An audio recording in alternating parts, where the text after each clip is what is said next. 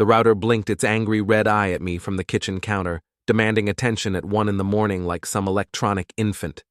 I'd been troubleshooting our internet connection for the past hour, muttering curses at our service provider while Ayla slept upstairs. At least I thought she was sleeping. The soft creak of the guest room door made me freeze. Through the archway leading to our hallway, I watched my wife of 12 years emerge wearing nothing but a silk robe and carrying a man's tie draped over her shoulder like some kind of trophy. Nothing says marital bliss like midnight wardrobe accessories, I whispered to myself, ducking behind the kitchen island. Ayla Trenwick moved through our house with the practiced stealth of someone who'd done this before. Her bare feet made no sound on the hardwood as she padded to the front door, checked the peephole, then slipped outside into the Maine night. I should have felt shocked, devastated. Instead, I felt oddly vindicated. For months, I'd been questioning my own sanity as Ayla's behavior grew increasingly bizarre. Late nights at the advertising agency where she'd recently been promoted to creative director. Weekend team-building exercises that required designer workout clothes. A sudden interest in expensive lingerie that I never got to see. Paranoid, she'd called me when I voiced my concerns. Insecure. Her favorite dismissal had become a patronizing headshake followed by, "Maybe you should focus on finding a real job instead of obsessing over my schedule." The real job comment stung because it held a grain of truth. 3 months ago, TechFlow Solutions had laid off half their development team, including me. Now I freelanced from our home office, fixing other people's digital problems while my own marriage apparently crumbled around me. I crept to the living room window and peered through the blinds. A black BMW sat in our driveway, not ours. Through the tinted windshield, I could make out 2 silhouettes in animated conversation. My phone buzzed with a text from Ayla. "Can't sleep. Going for a drive. Back soon." "Liar," I muttered, watching the BMW reverse out of our driveway. That's when I remembered the security cameras. 2 weeks ago, after our neighbor Mrs. Tibbetts mentioned a string of break-ins in the area, I'd installed a comprehensive home security system, 8 cameras covering every entrance, the garage, and common areas. Ayla had been surprisingly supportive of the idea. "Whatever makes you feel safer, honey," she'd said, not even asking about the cost. Now I understood her enthusiasm. I fired up my laptop and accessed the security system's cloud storage. The interface loaded slowly, revealing dozens of video files from the past week. My cursor hovered over yesterday's footage from the guest room camera. "Here goes nothing," I said, clicking play. The timestamp showed 2:17 p.m., right after I'd left for a client meeting downtown. The guest room door opened, and Ayla entered with a man I recognized immediately, Tyler Rohn, her boss at Pinnacle Advertising. Mid-40s, expensive suits, the kind of artificially perfect smile that screamed, "Trust fund, baby." I'd met Tyler exactly once, at the agency's holiday party 6 months ago. He'd spent the entire evening name-dropping clients and making subtle digs about my between-jobs status, while his wife Chloe smiled apologetically from across the room. The video quality was crystal clear, high-definition betrayal in living color. I watched my wife and her boss transform our guest room into their personal playground, using furniture I'd assembled and sheets I'd helped pick out at Target. The irony wasn't lost on me. I'd installed the very cameras that were now documenting the destruction of my marriage. More files revealed a pattern. Tuesday afternoon, Thursday evening while I was at the hardware store, Saturday morning during my weekly coffee run. They'd been using our house like some kind of sleazy motel for weeks. My phone rang, making me jump. Ayla's name appeared on the screen. "Hey, babe," I answered, surprised by how normal my voice sounded. "I'm heading home now," she said. "The drive helped clear my head. Were you able to fix the internet?" "Oh yeah, it's working perfectly now. Everything's crystal clear." "Great. See you in a few minutes." I hung up and stared at my laptop screen, where Tyler's BMW was frozen in our driveway. A plan began forming in my mind. Not revenge exactly, but something colder, more surgical. If Ayla wanted to play games, I'd show her what happened when you challenged someone who made a living solving problems. Before we dive deeper into this story, I have one small request. Please subscribe, drop a like, comment, and hit that hype button to boost this channel so more people can discover these incredible Reddit stories. The front door opened just as I closed the laptop. Ayla glided into the kitchen, retying her robe with theatrical casualness. "How was your drive?" I asked from the kitchen table.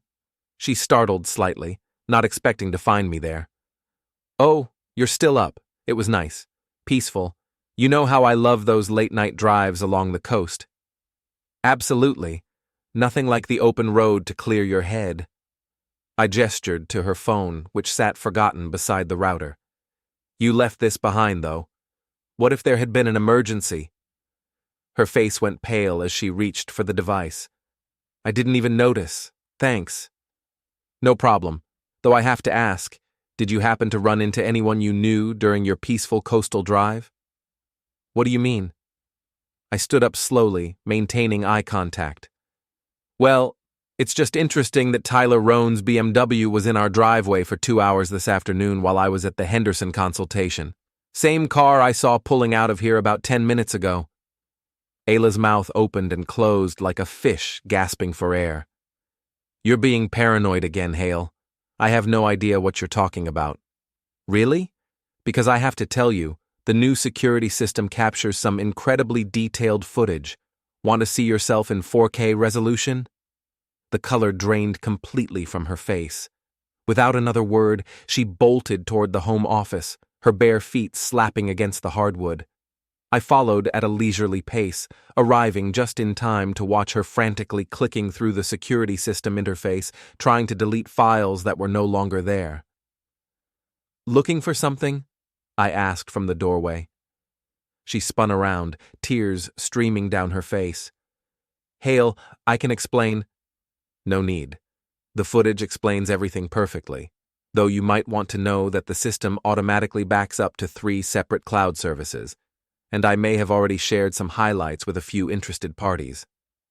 "What do you mean, interested parties?" I smiled for the first time in months. "Well, Tyler's wife Chloe seemed particularly interested when I sent her the compilation this morning. Your parents probably received their copy around dinner time, and I'm sure the HR department at Pinnacle will find Monday morning's email fascinating." Ayla sank into the office chair, her face buried in her hands. "You can't do this to me. My career—" "Your career?" I laughed, but there was no humor in it. "You used our home as your personal brothel, lied to my face for months, and made me question my own sanity. But sure, let's worry about your career." She looked up at me with red-rimmed eyes.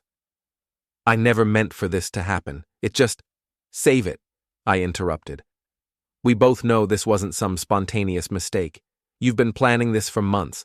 The late nights, the new clothes, the sudden interest in fitness.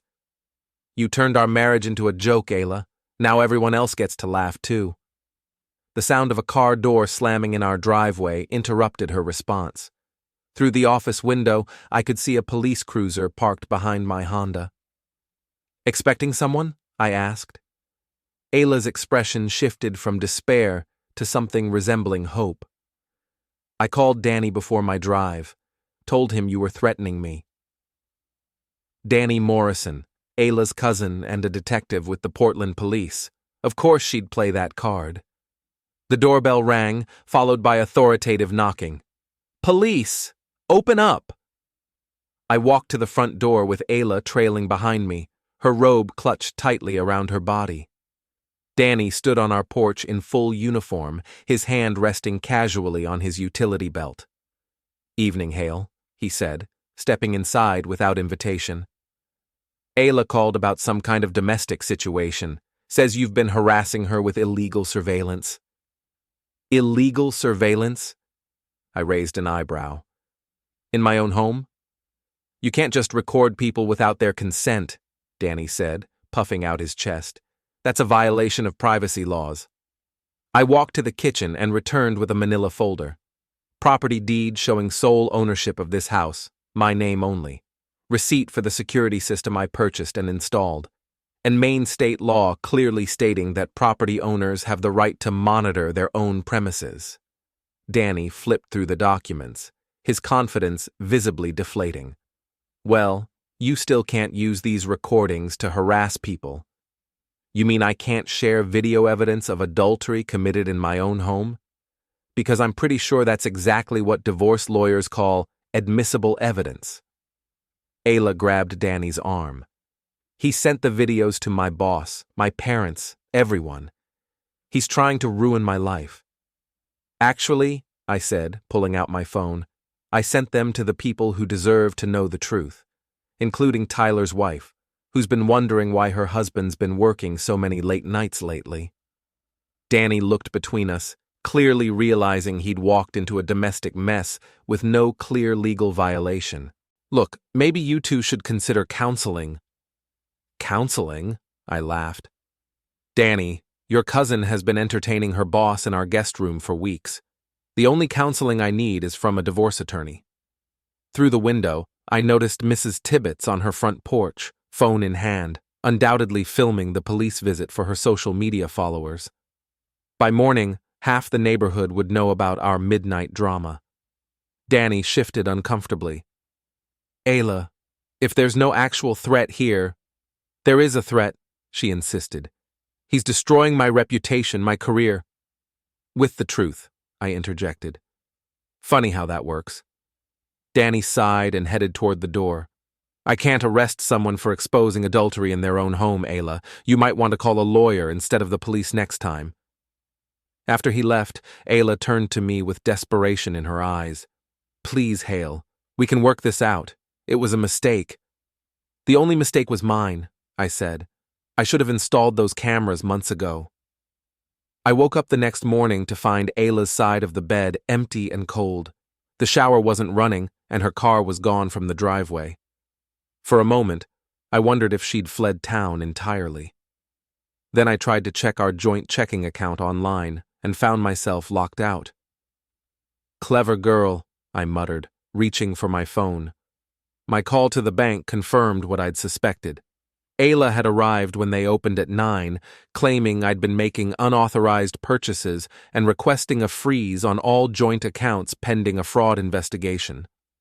I'm sorry, Mr. Trenwick, the customer service representative said, but your wife provided documentation showing suspicious activity. The freeze will remain in place until both parties can meet with a manager. What kind of documentation? I can't discuss the specifics, but she mentioned identity theft concerns and provided what appeared to be forged transaction records. I hung up and immediately called my friend Wilder Sornell, who'd been practicing family law in Portland for 15 years. We'd met in college, bonded over late-night poker games, and a shared appreciation for classic detective novels. She moved fast, Wilder said, after I explained the situation. But she also made a critical error. Which is? The house is in your name only, right? And you have documentation of the security system purchase? Everything's documented. Good, because what she just did constitutes financial manipulation during a marital dispute. In Maine, that's grounds for emergency asset protection. I can have those accounts unfrozen by this afternoon. What about the videos? Wilder chuckled. Perfectly legal. You recorded activities in your own home using your own equipment. The fact that those activities happen to document adultery just makes them more valuable in divorce proceedings.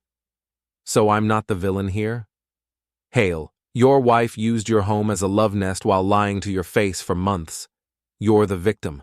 The question is, how far do you want to take this? I thought about Ayla's tears the night before, her desperate attempts to delete the evidence, the way she'd immediately tried to turn me into the bad guy by calling Danny. How far can we legally go? Much further than she probably expects. Meet me at my office in an hour, and bring copies of everything. Wilder's law office occupied the second floor of a renovated Victorian house near downtown Portland. His secretary, A sharp-eyed woman in her 60s named Margaret greeted me with a knowing smile. "Another cheating spouse case?" she asked, gesturing toward Wilder's door. "Is it that obvious?" "Honey, I've been working divorce cases for 20 years. You have that particular combination of rage and vindication that screams, 'Caught them in the act.'" Wilder's office was exactly what you'd expect from a successful small-town lawyer: leather-bound law books, framed diplomas, and a massive oak desk covered in case files. He was reviewing my documentation when I arrived. "This is even better than I thought," he said, looking up from his laptop. "Your wife's boss is married, correct?" "Tyler Rohn. His wife is Chloe." "And Pinnacle Advertising has a morality clause in their employment contracts?" I shrugged. "I assume so. Most companies do." Wilder grinned. "They do. I represented one of their former employees in a wrongful termination suit 3 years ago. Their employee handbook explicitly prohibits conduct that reflects poorly on the company's professional reputation, including extramarital affairs between supervisors and subordinates. Ayla's not Tyler's subordinate. She's a creative director, who reports directly to Tyler, according to their company website. That makes it a clear violation of their anti-harassment policy. My phone buzzed with a text from an unknown number. "This is Chloe Rohn. We need to talk. Coffee at 2 p.m.? Grind coffee on Exchange Street." I showed Wilder the message. He raised an eyebrow. "Interesting. Tyler's wife wants to meet. That could be very useful. Or very dangerous. Only one way to find out. But first, let's take care of your immediate financial situation." 2 hours later, I walked out of the bank with full access restored to our joint accounts and a detailed transaction history showing Ayla's recent suspicious purchases, expensive hotels, restaurant charges that coincided with her late work nights, and a $700 lingerie shopping spree. Grind Coffee was busy with the usual afternoon crowd of students and remote workers. I spotted Chloe Rohn immediately. She had the kind of understated elegance that comes from old money and good breeding. Mid-40s, perfectly styled blonde hair, and eyes that missed nothing. "You must be Hale," she said, extending a manicured hand. "Thank you for meeting me." "I wasn't sure you'd want to." She laughed, but there was no humor in it. "Oh, I've been wanting to meet you for months. Ever since Tyler started working all those mysterious late nights." We found a quiet corner table and Chloe pulled out her phone. "Before we talk, I want to show you something." The screen displayed a series of text messages between Tyler and Ayla, dating back nearly 4 months. The early messages were professional, discussions about client presentations and campaign strategies, but they quickly evolved into something more personal. Tyler: "Dinner meeting ran late again. Hope you don't mind." Ayla: "I don't mind at all. These client dinners are becoming my favorite part of the job." Tyler: "Mine too, especially when the company is so engaging." "Engaging," Chloe said dryly. "Such a professional term." The messages grew progressively more intimate, culminating in explicit discussions about their afternoon meetings and weekend strategy sessions. Reading them felt like watching my marriage dissolve in real time. "How did you get these?" I asked. "Tyler's always been careless with his phone. He leaves it lying around the house, never changes his passwords. I've been documenting his affairs for years." "Years? This isn't his first?" Chloe's smile was sharp as a razor blade. "Tyler has a pattern. Every 18 months or so, he finds a new protege to mentor, usually someone ambitious, insecure, and willing to do anything to advance their career." "And you've just tolerated it?" "I've been building a case. Maine is a no-fault divorce state, but adultery still matters when it comes to asset division and alimony, especially when one spouse has been systematically documenting the other's infidelity." She pulled up another folder on her phone, this one containing dozens of photos. Tyler entering hotels with various women, restaurant receipts, credit card statements showing suspicious charges. "Your wife is just the latest in a long line," Chloe continued. "But she's also the most reckless. Using your home was incredibly stupid. It gave us the evidence we needed to destroy both of them. Us? I received your video compilation yesterday morning. It was exactly what I'd been waiting for. Concrete proof of Tyler's latest affair, with timestamps and location data. My lawyer filed for divorce this morning. I stared at her, beginning to understand the scope of what was happening. You're not here by accident, are you? I've been monitoring Tyler's activities for months, including his relationship with your wife. When I realized they were using your house, I started researching you.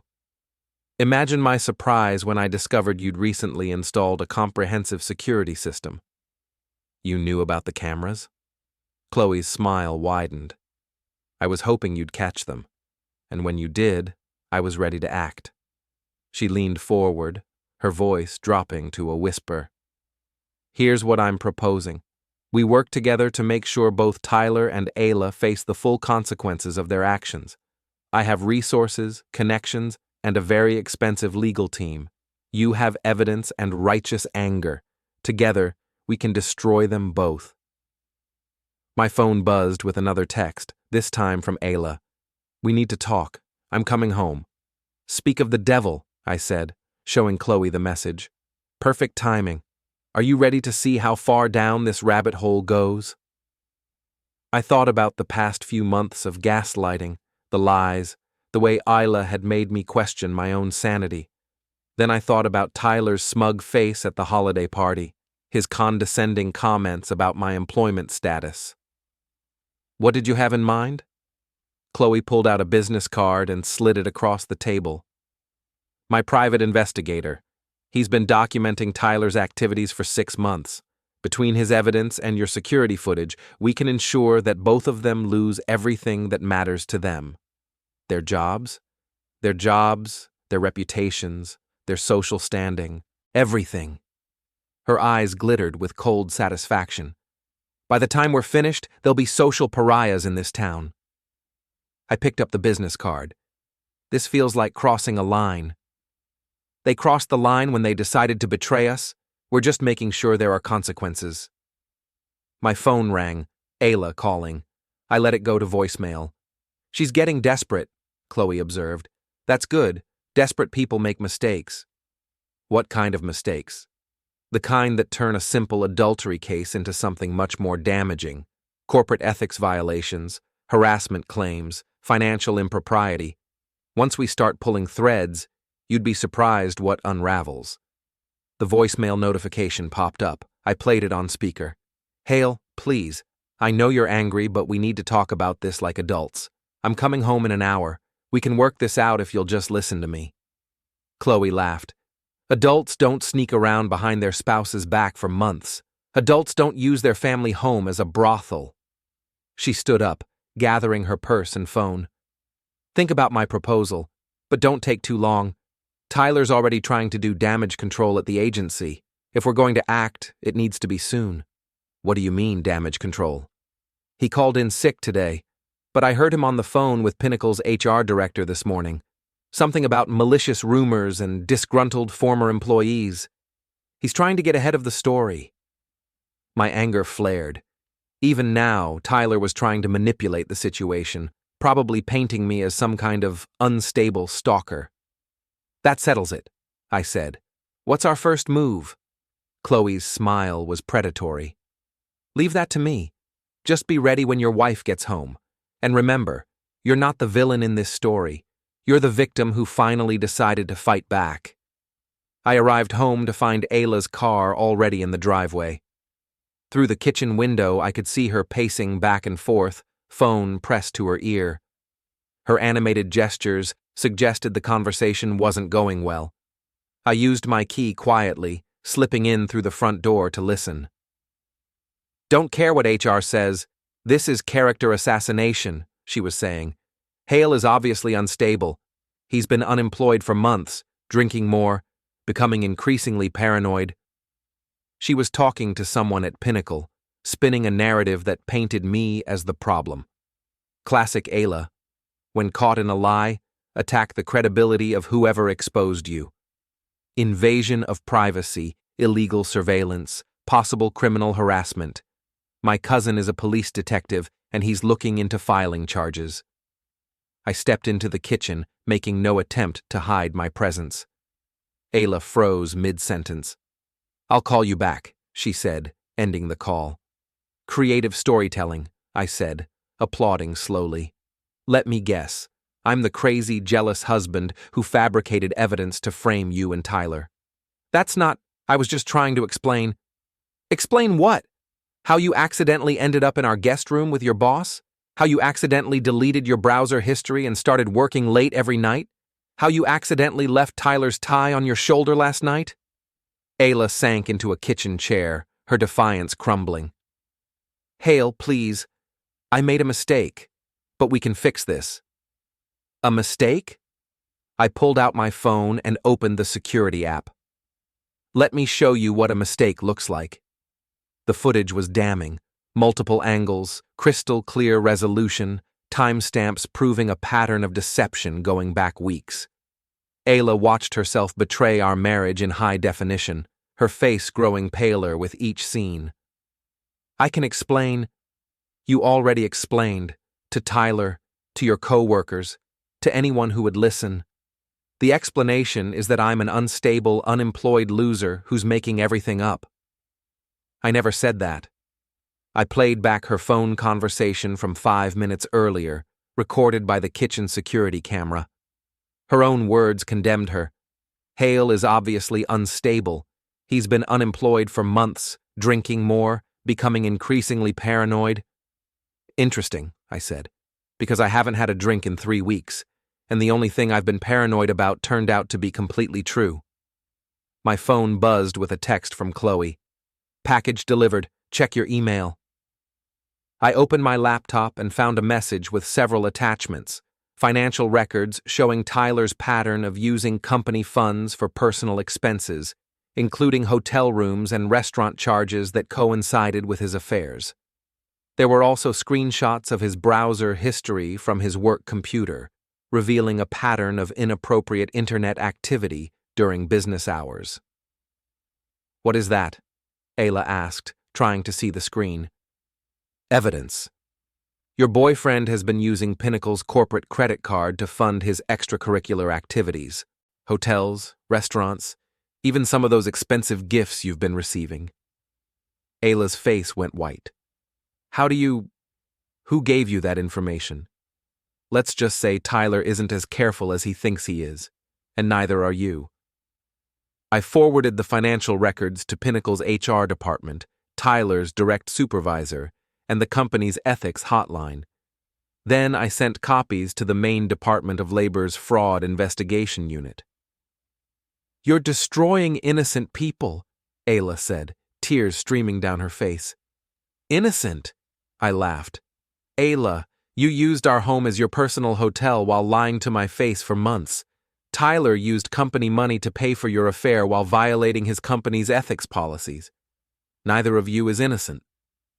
My phone rang. The caller ID showed Pinnacle Advertising.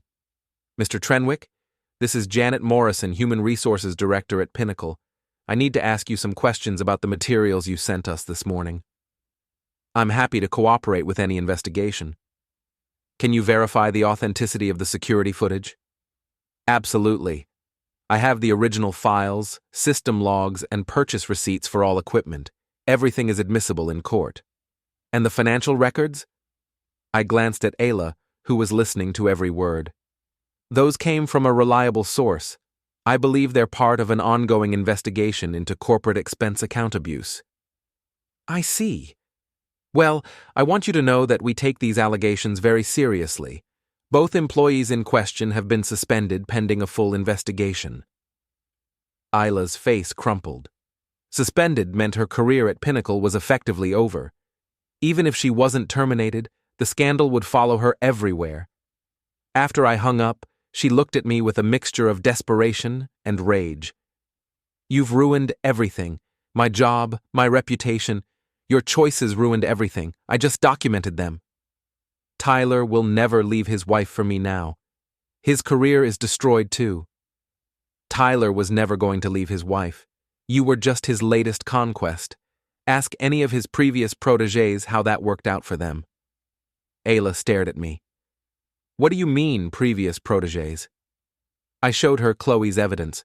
Photos of Tyler with various women over the past 5 years, all following the same pattern. Ambitious employees, clandestine meetings, promises of career advancement in exchange for personal favors. You weren't special, Ayla. You were just convenient. She buried her face in her hands, finally understanding the scope of her mistake.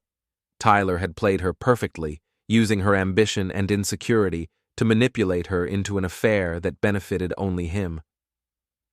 What happens now? She asked. Now you face the consequences. Divorce papers will be filed tomorrow. The house goes to me. It's in my name only. Joint assets will be divided according to Maine law, with your adultery taken into consideration.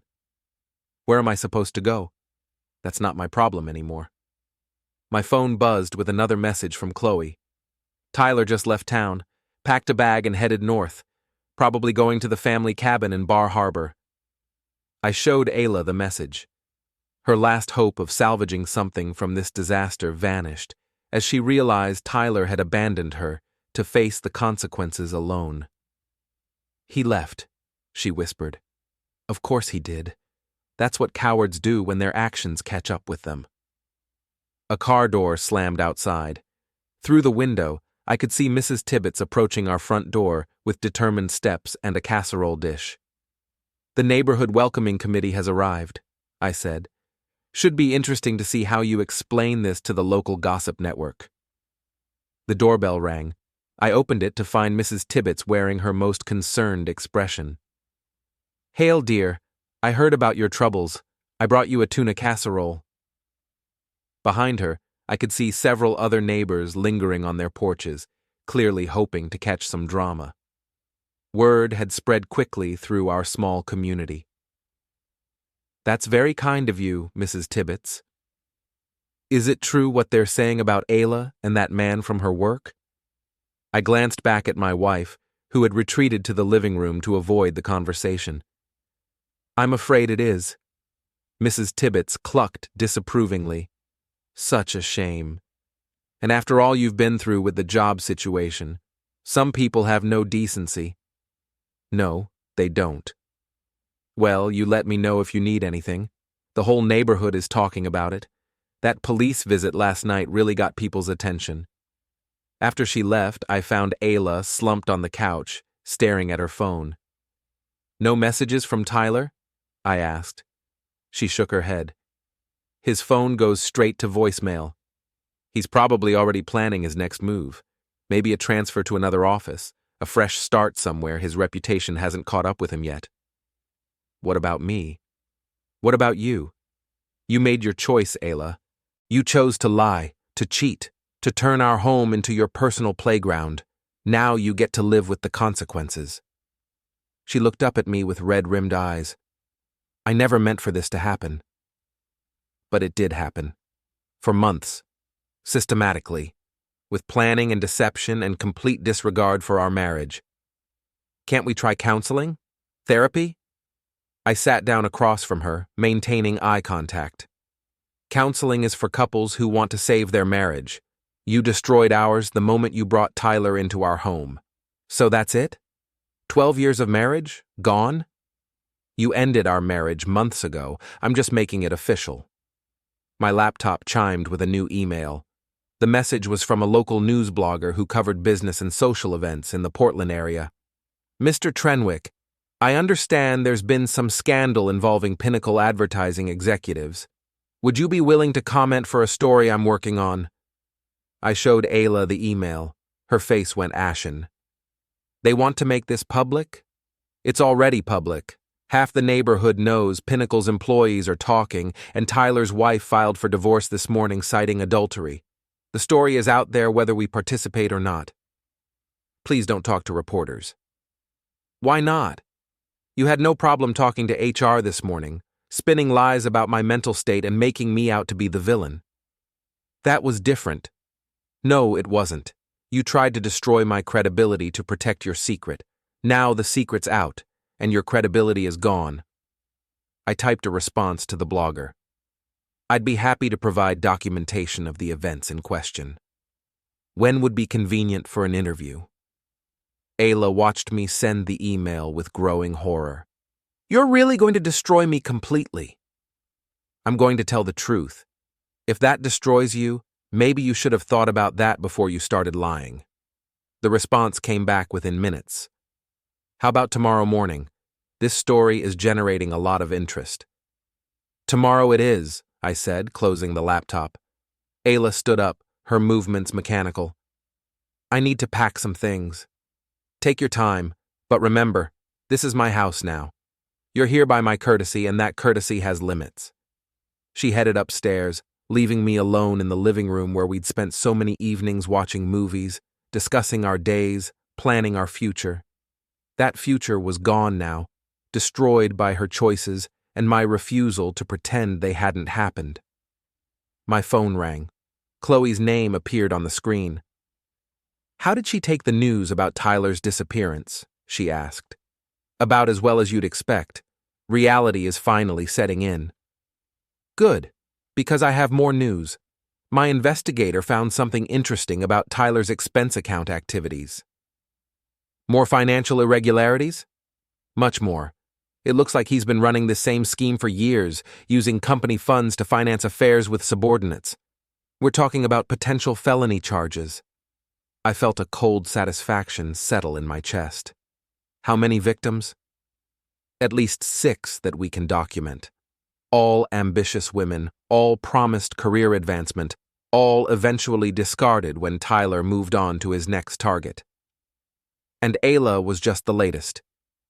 Exactly, but she was also the most reckless. Using your home gave us the evidence we needed to expose the entire pattern.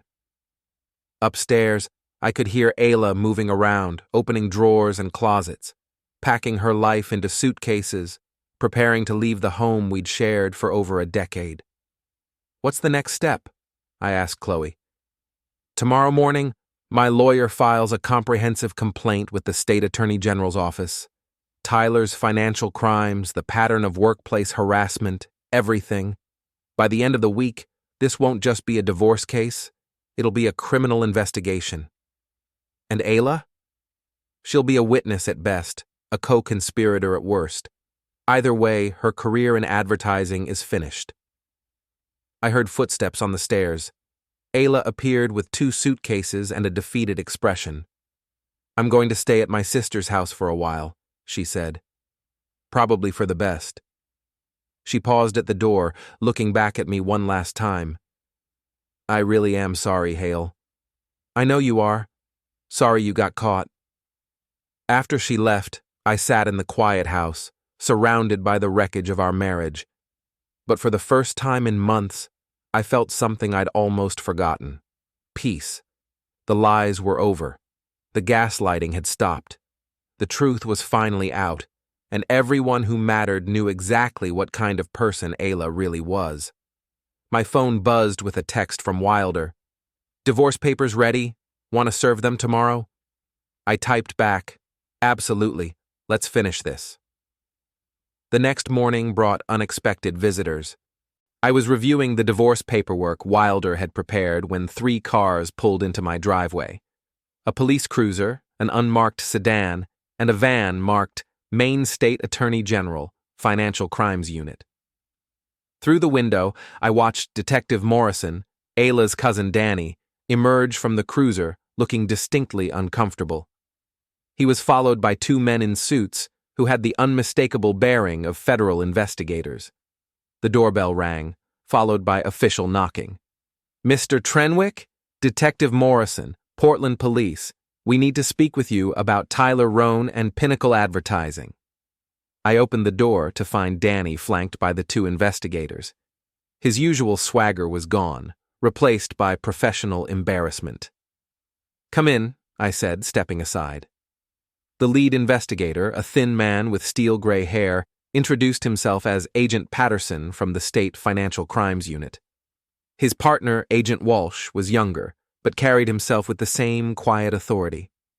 We understand you've been documenting some unusual activity involving Mr. Rohn and your wife, Patterson said, settling into my living room. That's one way to put it. We've received some very detailed allegations about corporate expense account fraud, workplace harassment, and a pattern of predatory behavior spanning several years. I glanced at Danny, who was studying his notepad with obvious discomfort. I assume this isn't a social call.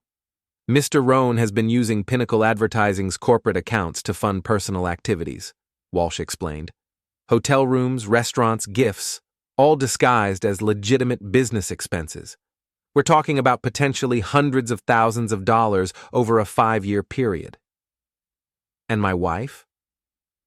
Mrs. Trenwick appears to be one of several women who received gifts and benefits funded through these fraudulent accounts.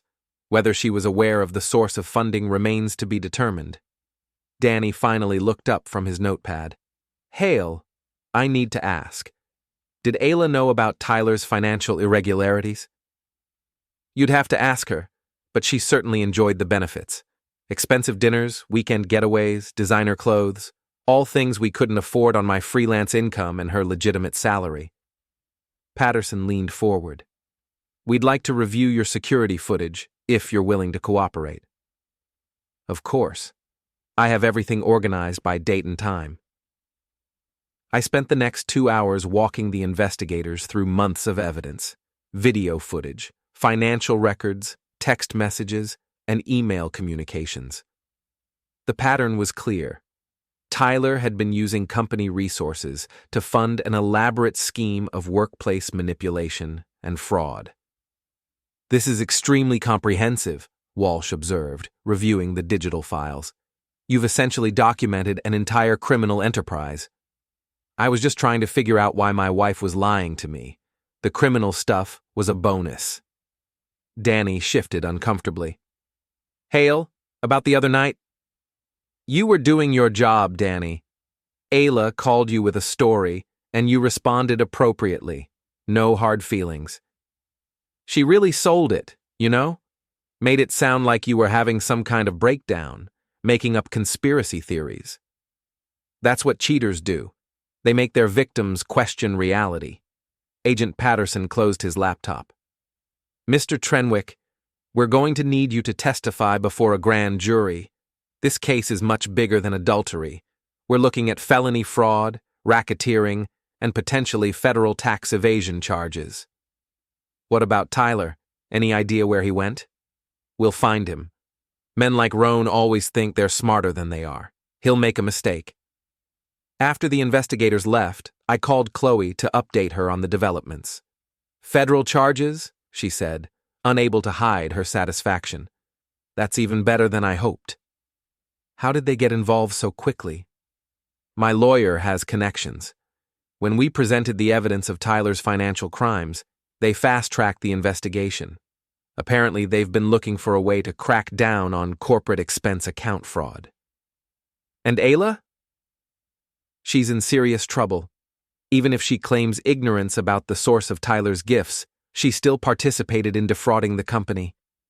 At minimum, she'll lose her job and professional reputation. At worst, she could face criminal charges as an accessory. I felt a complex mix of emotions, satisfaction at seeing justice served, but also a strange sadness for the woman I'd once loved. This is really happening. It's happening because you had the courage to document the truth. Most people in your situation would have confronted them privately, given them a chance to cover their tracks.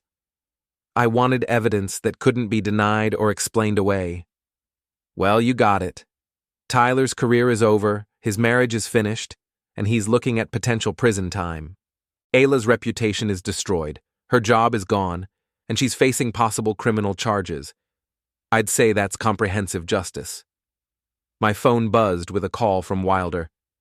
Turn on Channel 8 News, he said, without preamble. I grabbed the remote and found the local news station. A reporter was standing outside Pinnacle Advertising's downtown office. Federal investigation into alleged corporate fraud and workplace harassment. Sources tell us that several employees have been suspended pending the outcome of the investigation, and that the allegations involve a pattern of financial irregularities dating back several years. The camera cut to a brief interview with Pinnacle's CEO, who looked haggard and defensive. "We are cooperating fully with law enforcement and conducting our own internal investigation. Any employee found to have violated our ethical standards will face immediate termination." "The story's gone public," I told Chloe. "Perfect. Now everyone knows what kind of people they really are." That evening, I received an unexpected visit from Ayla's sister, Rebecca. She stood on my porch looking angry and confused. "What the hell did you do to my sister?" she demanded. "I documented her affair with her boss. Everything else followed naturally from there. She's been crying for 2 days straight, says her life is ruined." "Her life isn't ruined. Her lies caught up with her. There's a difference." Rebecca pushed past me into the house. "Ayla made a mistake, but you're destroying her completely. This is vindictive and cruel." "Vindictive?" I laughed. "Rebecca, your sister used our home as her personal brothel while gaslighting me for months. She tried to freeze our bank accounts and paint me as mentally unstable. She lied to everyone, including you, about what was really happening. She said you've been drinking heavily, becoming paranoid. When's the last time you saw me drink? At your wedding 3 years ago? I had 2 beers. Rebecca faltered, realizing she'd been fed the same lies everyone else had heard. "Look," I continued, "I understand you want to support your sister. But don't ask me to pretend this didn't happen or minimize what she did. She made choices, and choices have consequences. The news is calling it a major corporate scandal. Her name is going to be all over the papers. Then maybe she should have thought about that before she decided to have an affair with a man who was stealing from his company to pay for it." Rebecca stared at me. "Stealing?" I showed her the financial evidence the investigators had reviewed. Tyler's pattern of using corporate funds for personal expenses, the gifts to multiple women, the elaborate scheme of fraud and manipulation. "Ayla didn't know," Rebecca said weakly.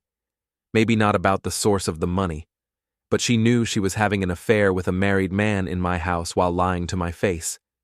That's enough. She wants to come home, to work things out. This isn't her home anymore. It never was. The deed is in my name only. And there's nothing to work out. I'm filing for divorce tomorrow." Rebecca left, looking deflated, finally understanding that her sister's version of events didn't match reality. The truth had a way of cutting through even the most elaborate deceptions. Later that night, I received a call from an unknown number. "Is this Hale Trenwick?" The voice was male, nervous, unfamiliar. "Who's asking?" "My name is David Chen. I used to work at Pinnacle Advertising. I heard about the investigation into Tyler Rohn." "What about it?" "I think I was one of his victims. 3 years ago, he cost me my job and my reputation. I've been waiting for someone to expose him." I sat up straighter. "What happened?" "Tyler was having an affair with my girlfriend at the time. She worked in the creative department. When I found out and confronted him, he had me fired for creating a hostile work environment. Then he spread rumors that I was unstable, vindictive, couldn't be trusted." The parallels were unmistakable. Tyler's playbook hadn't changed. Seduce the woman, manipulate the situation, destroy anyone who threatened to expose him. "Did you have any evidence?" "Some, but back then I didn't know about his pattern of using company funds. I thought it was just a personal matter." "It's not personal anymore. The state attorney general is building a federal case. You should contact Agent Patterson at the Financial Crimes Unit." "Will you testify about what he did to you?" "Absolutely. It's time someone held Tyler Rohn accountable for the lives he's destroyed." After hanging up, I realized the scope of Tyler's crimes was even broader than we'd initially understood. He'd been running this scheme for years, leaving a trail of damaged careers and broken relationships in his wake. Ayla had just been his latest victim and his biggest mistake. My phone rang again. This time it was Chloe. "I just got off the phone with my lawyer," she said. "Tyler's been arrested." "Where?" "Bar Harbor. He was hiding out at his family's cabin, just like I predicted. Apparently, he tried to flee to Canada but got stopped at the border. What are the charges? Fraud, embezzlement, racketeering, and tax evasion. The federal prosecutor says he's looking at 15 to 20 years, if convicted. I felt a cold satisfaction settle in my chest. And Ayla? She's been subpoenaed to testify before the grand jury. Her cooperation will determine whether she faces charges as an accessory or just loses her career. Either way, it's over. For both of them. Tyler's reputation is destroyed, his assets are frozen, and his wife is taking him for everything he's worth in the divorce. Ayla's career is finished, her marriage is over, and she's facing possible criminal charges. I looked around the quiet house, my house, and felt something I hadn't experienced in months: complete peace. The lies were over. The gaslighting had stopped. The truth had won. Justice, I said. Justice, Chloe agreed. Sweet, comprehensive, devastating justice. 3 weeks after Tyler's arrest, I received an invitation that made me smile for the first time since this whole ordeal began. Chloe was hosting a charity fundraiser at her family's lakeside mansion in Falmouth, a community healing event to benefit victims of workplace harassment. The guest list read like a who's who of Portland's business and social elite, including several Pinnacle advertising employees, former colleagues of Tyler's, and most of our mutual friends and neighbors. Notably absent were Tyler, currently in federal custody, and Ayla, reportedly staying with relatives in Boston while awaiting her grand jury testimony. "It's perfect," Wilder said when I showed him the invitation. "A public forum where everyone who matters will hear the truth about what really happened." "You think Ayla will show up?" "She'd be insane to. But then again, she's made a lot of insane decisions lately." The mansion sat on a bluff overlooking Casco Bay, its manicured grounds dotted with white tents and elegant lighting. Chloe had spared no expense. This was clearly meant to be a statement event. I arrived fashionably late, wearing my best suit and carrying a small digital tablet loaded with documentation. If this was going to be a public reckoning, I wanted to be prepared. The crowd was exactly what I'd expected. Portland's professional class, many of whom I recognized from business networking events and social gatherings. The conversations were animated, with Tyler's arrest and the Pinnacle investigation dominating every discussion. "Hail!" Mrs. Tibbets appeared at my elbow, practically vibrating with excitement. "I've been telling everyone about your situation.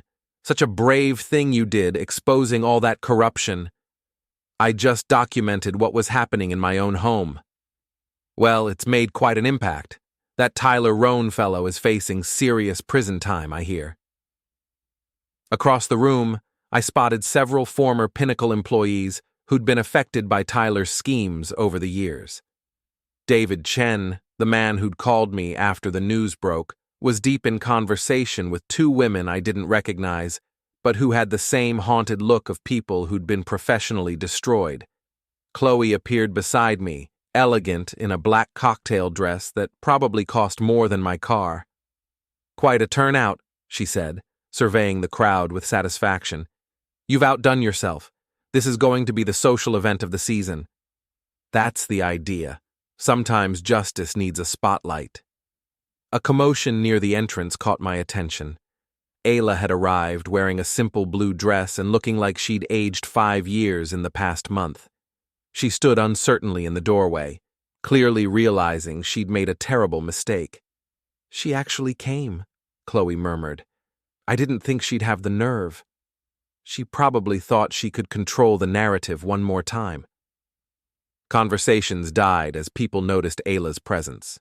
The woman who'd once commanded respect as a rising star in Portland's advertising scene now looked like exactly what she was: a disgraced professional whose career had imploded in spectacular fashion. She approached us with visible reluctance, her usual confidence replaced by desperation. "Hail," she said quietly. "Can we talk privately?"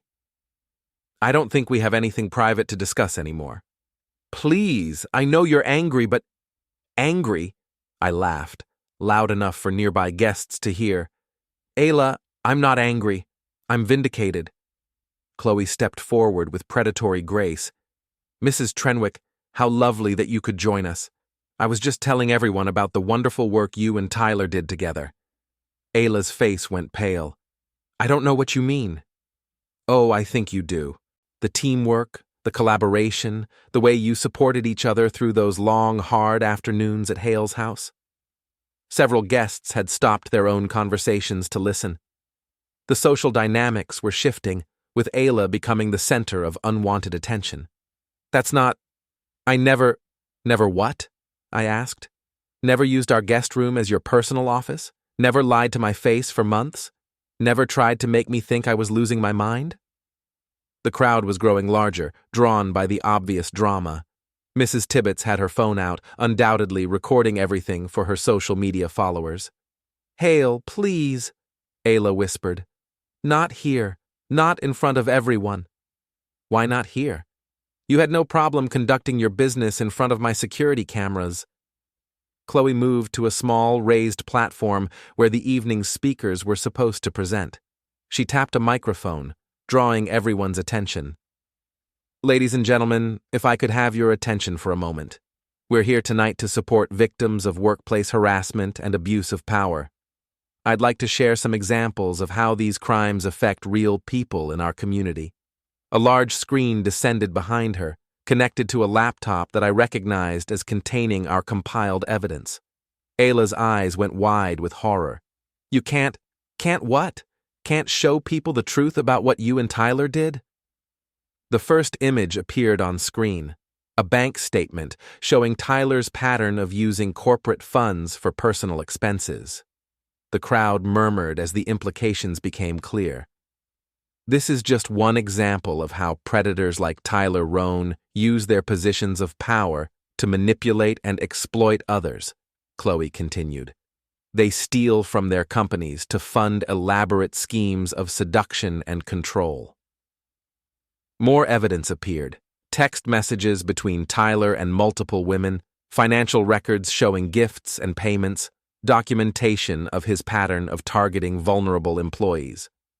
But perhaps most disturbing, Chloe said, her voice carrying across the silent crowd, is how these predators turn their victims into accomplices, making them complicit in betraying the very people who trust them most. The screen filled with security footage from my house. Not the explicit material, Chloe was too classy for that, but timestamps and exterior shots that made the pattern of deception undeniably clear. Ayla tried to leave, but found her path blocked by curious guests. She was trapped in the center of the crowd, forced to watch her lies exposed in front of everyone who mattered in her professional and social world. This particular victim, Chloe continued, gesturing toward me, had the courage to document what was happening and expose the entire scheme. Thanks to his evidence, Tyler Rohn is now facing federal charges, and several other victims have come forward. The crowd burst into applause. I found myself the center of positive attention for the first time since this ordeal began. David Chen stepped forward. I'd like to say something if I may. Chloe handed him the microphone. 3 years ago, Tyler Rohn destroyed my career and my relationship. He seduced my girlfriend, then had me fired when I tried to expose their affair. For years, I thought I was the only one. Tonight, I learned I was just the first. 2 other women joined him on the platform, former Pinnacle employees who'd been manipulated and discarded by Tyler's schemes. He made us feel special, one of them said, like we were chosen, talented, destined for success. Then he used that trust to exploit us professionally and personally. The pattern was always the same, the other added. Seduce the woman, isolate her from support systems, then destroy anyone who threatened to expose the relationship. Ayla stood frozen in the center of the crowd, finally understanding that she hadn't been Tyler's partner in crime. She'd been his latest victim and his biggest mistake. What makes this case different, Chloe said, retaking the microphone, is that one of Tyler's victims had a husband who refused to be gaslighted into silence. She gestured toward me. Hale Trenwick could have handled this privately, could have quietly divorced his wife and moved on. Instead, he chose to document everything and expose a pattern of criminal behavior that had been destroying lives for years. The applause was thunderous. I stepped onto the platform, accepting the microphone with steady hands. "I want to be clear about something," I said, my voice carrying across the silent crowd. "I didn't do this for revenge. I did it because the truth matters. Because lies have consequences. Because predators like Tyler Rohn count on their victims staying silent." I looked directly at Ayla, who was crying openly now. "My wife made choices. She chose to lie, to cheat, to betray our marriage. But she was also manipulated by a man who'd perfected the art of exploitation over many years. That doesn't excuse what she did," I continued, "but it explains it. And it shows why we need to hold people like Tyler accountable, not just for their crimes, but for the damage they caused to everyone around them." The crowd erupted again.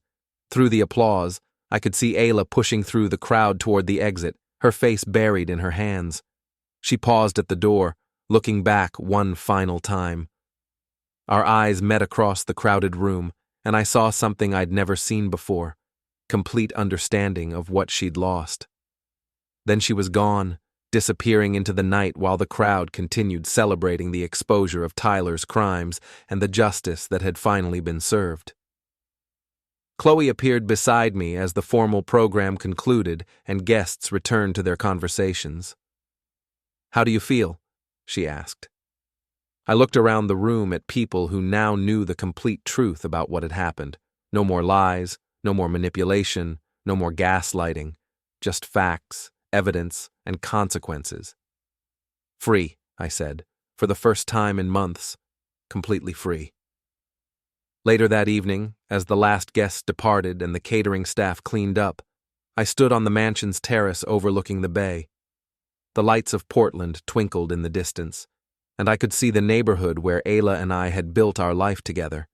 That life was over now, destroyed by her choices and my refusal to pretend they hadn't happened. But something new was beginning, a future built on truth instead of lies, reality instead of manipulation. My phone buzzed with a text message from an unknown number. "Saw the news coverage of tonight's event. Thank you for having the courage to expose Tyler. You saved other women from going through what I did. Jennifer M." More messages followed.